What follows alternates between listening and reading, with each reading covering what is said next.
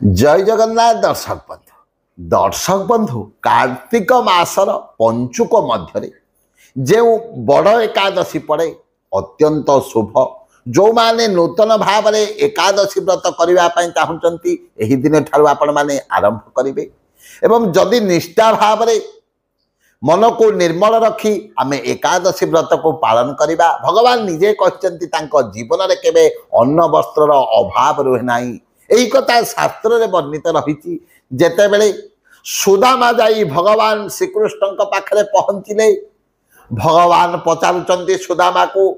आउ बंधु पत्नी किछि देइचंती कि किछि पठे नाहंती कि सुदामा धरिचंती गंठिलीटी को भगवान कौन कले सुदामा को हस्तरु नहीं खोली देले से गंठिलीटी को रही खुद भजा किंतु खुद धरिबा समय से गोटे चिठीटे पाईगले से लिखिंट कौन ना तुम सब बेले द्वादशी आमर तो सब बेले घरे एकादशी आम पाखे धनर अभाव खाइबा को तो नहीं तेणु आम सब बेले एकादशी भगवान निजे धरिचंती चिठीटा को नेत्र अश्रुधारा प्लावित हो जाउची एवं सुदामा को कहते हे सुदामा आज ठारू यही गोटे जिनिस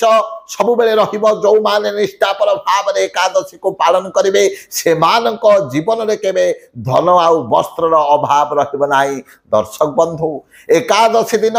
निश्चित भाव में व्रत पालन करंतु उपवास रुहंतु भगवान मंत्र को जप करंतु देखिए आपण जीवन समस्त संकट विपत्ति टलीज आउ जीवन में केवे अन्न आउ वस्त्र अभाव रहा सब बेले भगवान जगन्नाथ राम भगवान कृष्ण भगवान कृपा आम उपरे निश्चित भाव में वर्षण हो एथिरे तिले मात्र संदेह नहीं। जय जय जगन्नाथ जय जय जगन्नाथ जय जय।